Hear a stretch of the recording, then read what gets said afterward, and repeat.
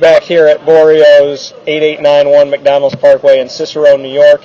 Dan Tortora alongside Adrian Autry, Syracuse men's basketball assistant coach, and also a salsa dancer when the season's not going on. So a little bit of that. Dancing with the Stars, you got the number, so just make sure you call, email, something you can do for Adrian. Yeah, I'm thinking about it. I only could do a couple of steps right now. I'm still working, though.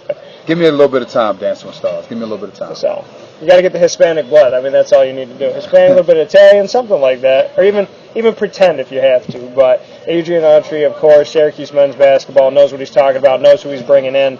And we were talking about Tyler Roberson a few minutes ago here at Boreo's restaurant right here on the water. Beautiful, beautiful experience. And Tyler, speaking of experience, what does that do to a kid in your mind from what you've seen? I mean, we've talked a little bit about Jeremy and how that affected him kind of being there and then being taken off the court.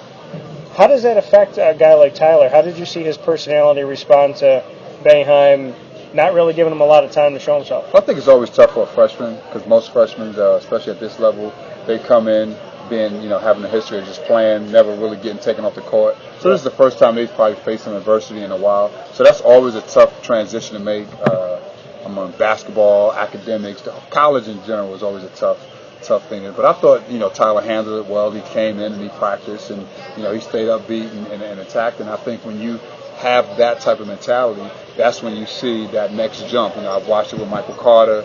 I watched it with Jeremy Grant. Those guys, they all had that. They all went through that same thing, and they made that jump. When you see that jump, do you feel like Tyler's one of those guys that is capable of doing something like that, knowing that there's going to be obviously spots to fill? Absolutely. I think Tyler, if we didn't think he can do that, we probably wouldn't have him here. But no, he can make the jump, and I think he'll be fine.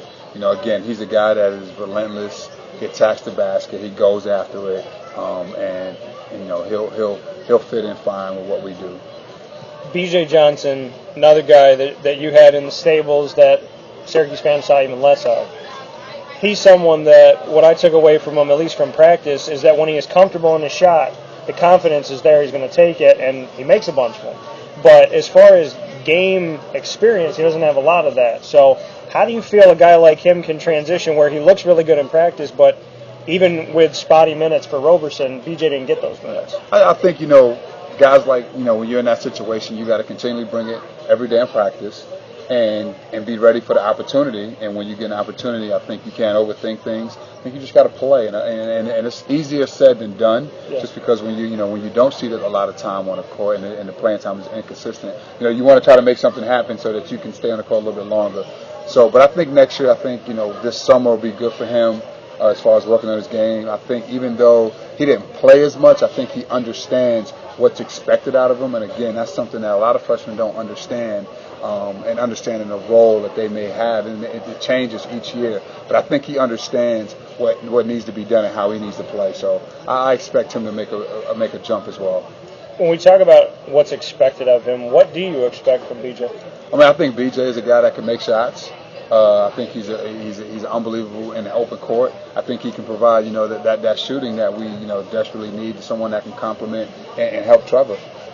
As far as what he can do in his shooting, does he lean more along the side of C.J. Fair than a Jeremy Grant?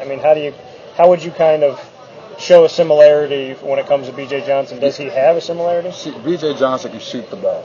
Okay. I think, again, when you can shoot the ball and you don't play as much, and we've seen it, with Trevor, his first year, not last year, but his first year, sometimes those are difficult situations. And I think, again, another year under his belt, he'll calm down, he'll be more confident, and I think, when he get a chance, he'll be ready. BJ, as far as his body, where he's at right now, he's a slender guy, skinny guy. What's his work regimen under you going to be like? Are you looking for him to really put on some weight to get some muscle in his arm? What are you looking for? Absolutely. That's going to be the biggest thing for him. I think one of the biggest improvements for him this year is to gain strength over the summer, put on 10 pounds of muscle, and continually go from there. BJ's young. BJ's 18 years old, so he can do that. He just has to focus in on that. I think that's the difficult thing with young guys, because they think sometimes it's just all basketball. But for him, a big part of his progress as a player is going to be adding 10 pounds of muscle. Is Tyler Roberson in a place like that too? I mean, do you want to see him gain more muscle? Do you like where his body's at right now? Tyler is a strong kid naturally. Clearly he'll get more stronger. But Tyler is okay. You know, he has good body weight as it is naturally. When you look at the both of them, how can they complement each other on the court? What can they do that you think could maybe bring a special element to the front court? Well, I mean, one, they both are very good athletes, but I think Tyler is an attacking guy that can get people in foul trouble, and I believe, BJ Johnson is a guy that can shoot the basketball. I mean, when people start understanding BJ Johnson has the ability, and when you think about him, you got to think of James Sutherland, you got to think of Trevor Quinn. That's another 6'7" guy that can shoot the basketball. So, and that's those guys, someone slashing and someone shooting, that always helps. Is that the mentality for Syracuse going forward, that, you look at a guy like Tyler Ennis, and he was that point guard that, he could shoot the ball, but he was going to look for you. Trevor, obviously, shoot the ball. But when you look at C.J. Fair and now going to B.J. Johnson, is that the mentality now that we have to have one of these forwards that can take some of the degree of not so much the degree, but to take some of the pressure off of the backcourt and say, we have this guy in the front court that's going to go outside and can take a shot like that? I mean, is that kind of the mentality? Well, I don't know if it's the mentality. I just think that's just what their strengths are. B.J. Johnson is a guy that can score the basketball. He can shoot the ball. So, we need that contribution from him. As far as the guys that are coming in, what can you say about them? I know you mentioned McCullough and you mentioned Joseph. What can you tell us about, starting with Chris McCullough, since that's a guy that's going to be in your homeroom, so to speak? What can fans expect out of him? You hear 5-star, you hear all this written on paper, but what do you take away from him? Again, I'm not as freshmen, you just don't know, but the potential is a guy that can make shots, a guy that can defend, a guy that can run. He can pass the ball. He's very skilled. He's probably going to be one of the most skilled forwards we've had in a while. But again, he's a freshman, so it's going to take some time for him to adjust and to our zone and offensively and playing at this level. So those things take time. But Chris is a guy that can that can do a multitude of things. He's very skilled. He can shoot the basketball again. He attacks the basket. So, he's very skilled. Kaleb Joseph is someone that's quick, kind of puts you in the mind of Johnny Flynn as far as a guy that likes to push the ball and play in transition. I'm not saying he is Johnny Flynn, but kind of puts you in that mind. A quick point guard, up-tempo, gets in the lane, makes things happen, and has a nice pull-up game. Kaleb Joseph, going from Tyler Ennis to him, what do fans need to know about the differences? Because obviously, when you have an Ennis, the expectation goes through the roof as far as at least basketball IQ and the fact that a true freshman can do what he did. So when you look at Kaleb, what can fans expect when the expectations are already going to be so high? Well, high? I don't know if you can expect anything, because I think when you start saying, well, we should expect this, you limit these guys. You don't give these guys a chance to be who they are. Kaleb is talented, very athletic. So I can't say what to expect. I think we just have to wait and see. But, I mean, he's a top point guard in the country, and we're excited to have him. When you're in the world that you're in with Jeremy leaving and CJ and Bai and obviously Tyler being gone, when 4 guys are going out, not really the typical thing that happens to a Syracuse team. When you're bringing in 2 freshmen in this class, how is your mindset and the rest of the staff? Is it that, hey, you guys have an open opportunity to get on the floor? Or, because usually when you talk about Boeheim, it's if I can leave the freshman on the bench, I'll leave him on the bench and give him a few minutes here and there. But is this a different world we're living in now when there's 2 coming in and 4 going out? Well, I think, again, those 2 freshmen, they will have some players that'll be here, that'll be waiting, that their teammates that they're going to have to compete against. So, again, Tyler Roberson and BJ Johnson and Mike Benajay, we have guys that can play. So, the freshmen just got to come in and compete and play and just do the best that they can. What do you like the most from what I know you described Chris McCullough a little bit, but you're a film guy. Obviously, you're watching, you're going out and physically watching, and then you're going back and staring at the film and rewinding it, playing it again. What strikes you the most about Chris McCullough? Well, I think, clearly the athleticism, he's kind of, you got a picture of what a Syracuse forward should look like, it's probably him, The 6'9", long, lanky, athletic guys, that can attack the basket and play above the rim. He has all those traits. I think, Chris is one of the guys that, in the last couple of years is probably a little bit more advanced as far as skill, as far as shooting the ball a little bit. But he possesses all the traits of the Jeremy Grants, the C.J. Fairs, and all those guys, just a little different. When we look at a guy like Raheem Christmas, what does a Chris McCullough, if he comes in and he starts to get it right away and he's moving right along with his transition, what can he do to help a Raheem Christmas? I mean, is it lie in that jump shot, or where does it really lie? I think it's going to be, Raheem Christmas is going to be Raheem Christmas. I really expect big things out of him. The one thing that I don't like to do or try to do, and I know Coach is probably on the same page as this, is try to put these freshmen in a position or in a position that they may not, you just don't know. You just want them to come in and just play. So to answer that question, I really couldn't tell you. I think Chris just has to come and play hard and play to his strengths, and then everything else will work out. Before we take our next break here from Borio's Restaurant right on the water, Oneida Lake, 8891 McDonald's Parkway in Cicero, New York. Adrian Autry, Dan Tortora.